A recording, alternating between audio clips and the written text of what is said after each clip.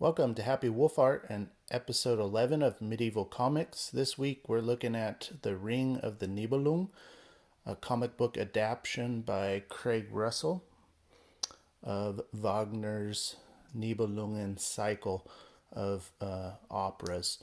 So if you're interested in Wagner, Richard Wagner, and this series, if you're interested in Siegfried, the Dragon Slayer mythology, this is a great series for you. Also, Craig Russell, if you're not familiar with him, do look him up. P. Craig Russell, incredible art, one of my favorite artists. So this is a 3 or 4 part series. Here's book 1, and I think there's 3 volumes if I'm correct. No, there's 4 volumes in book 1. This is the Rheingold legend, and I'll let you look into what the Rheingold legend is all about. I'll just flip through the covers for you. The artwork is consistent on the inside, just like the covers. Here's issue 2 of book 1, The Forging of the Ring. All right, if you're into Lord of the Rings, Tolkien's books, or the films, this will be of interest to you. He mined similar mythology for his series. This is book 3 of Rheingold, Theft of the Ring. And then book 4, The First Murder. So that's just book 1. Then we have book 2 of the Ring Cycle, The Valkyrie. And this is a very interesting, all of this is interesting, but this is a very interesting part. The Valkyrie, if you know, they're servants of the god Odin and have to do with war. And so one of the Valkyrie sort of breaks her vows, and I'll leave it at that. This is a 3-part, book 2 is a 3-part series. Okay, here's the next one, The Betrayal. Here you see a depiction of the god Odin. And book 3, The Ride of the Valkyries, right? This is a really famous piece from the opera. Also, the Vietnam movie, Heart of Darkness, I believe it is. Very important scene in that movie where they have the Ride of the Valkyrie music playing in the background. All right, book 3 has to do with Siegfried, the Dragon Slayer. If you're interested in that mythology, you can look that up. This is also, the legend is connected to what's called the Nibelungen Lied in German, the Song of the Nibelung. And this is a tribe of people from the medieval period. So this is book 1. There's 3 books in book 3. The Dragon's Blood. This is part how Siegfried gets his powers. I'll leave that for you to discover if you don't know. And book 3, issue 3. And then we have the Götterdämmerung, the evening or the dawn of the gods, right? This is the fall of the gods, the twilight of the gods. You can say there's 4 books in this book 4. And here we have the Norns, the 3 sisters that spin the web of fate. So a lot of Germanic myth, obviously, if you're interested in that, in these. Again, the artwork is incredible. This is book 2, Blood for Blood. And here, book 3. And the final one, book 4. This is an extra 64 pager.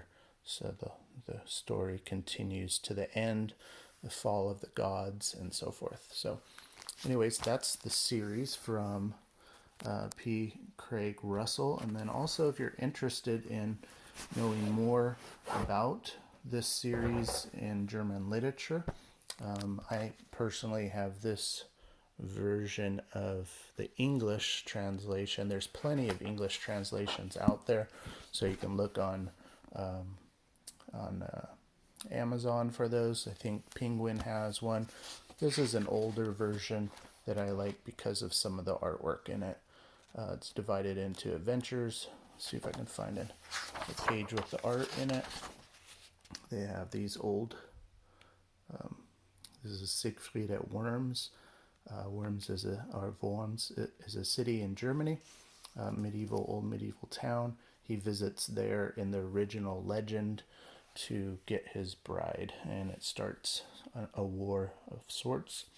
If you're interested in Wagner, this is a book that I have. It's a really thick book, a lot of information, but the man, his mind, and his music.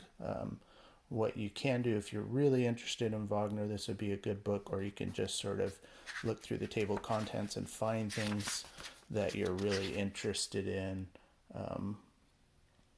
about his life. Okay. This is the table of contents. I'm sure you can probably find this pretty cheaply.